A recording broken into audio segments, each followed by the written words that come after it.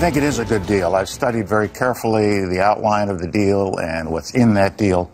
And I've also carefully looked at the opposition to the deal. And my judgment after balancing those two sets of information is that it's a pretty good deal. Well, here we are slamming and opining away at the Iranian nuclear deal, seeing nothing but potential for disasters in the opening of a new nuclear theater in the Middle East. Along comes Colin Powell, former Secretary of State, retired four-star general, a former national security advisor who says, wait a second, this isn't really such a bad deal. So what does Colin Powell know that no one else is willing to admit, and could he actually be right? Let's get to it with the former Republican candidate for Congress, now seeking to set America straight weekday afternoons on 570 KLIF in the Dallas-Fort Worth Metroplex, Grant Stinchfield. All right, Grant, that's got to be the question here. Colin Powell, come on, he's been in the military, he's been close, he knows the players here. So if he thinks it's okay, what does he know that everybody else doesn't? You know, Ed, this is a guy that was really a true patriot. I was proud to say that he was a member of our military and calling shots from where he was. But I'm telling you, I don't know what he's doing. He has disappointed me over the last 5 and 10 years. Colin Powell is flat out in left field on this. There is no way this is a good deal. In fact, I don't even like to call it a deal.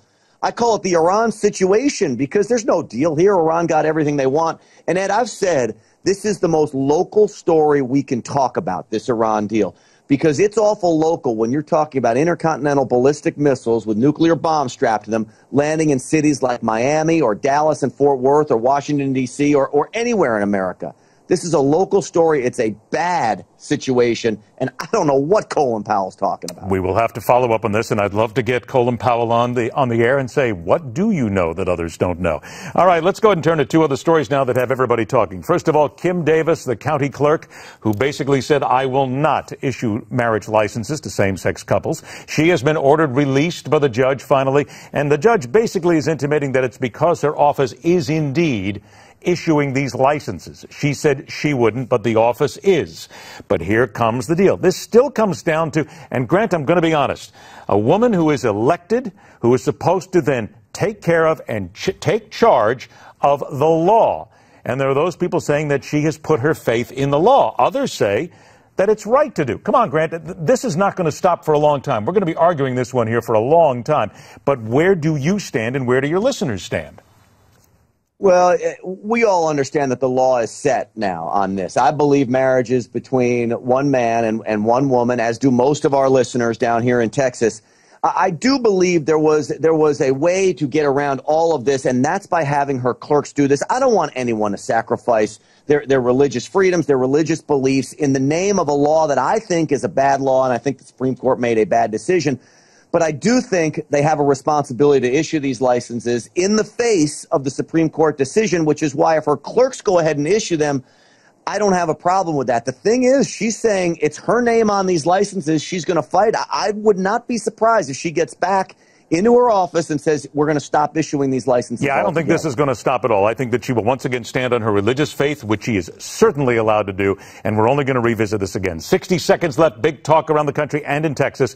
The two high school football players who brutally went after an official after they didn't agree with the calls he made earlier in the game. Grant, this is something, these kids need to be arrested. There needs to be something serious. This is assault.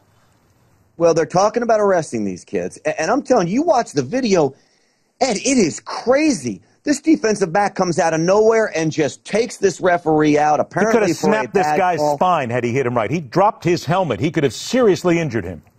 Oh, I'm telling you what, he could have killed him. And I don't know where a kid gets an idea to do that. Does it stem from head coaching to give a kid an idea that even that's acceptable? I mean, where are we in a society that a kid that's playing a football game thinks that he can take out a referee the way he did? I think you're right, Ed. This kid could have killed that referee. And there needs to be something happen not only to the kids, but to the coaches, to the people here. These kids did not learn this on their own. I'm just going to say that, having been around high school football for a long time, not saying anybody told them to do this, but there were two of them. It's something that we'll discuss down the road. 570 KLIF in Dallas-Fort Worth. Grant Stinchfield is there. Grant, always a pleasure. We'll talk to you again next week, my friend. Pleasure's mine. Thanks, Ed. All right, always a pleasure. Lower the helmet. Let's get to it. The fastest 60 minutes in news continues.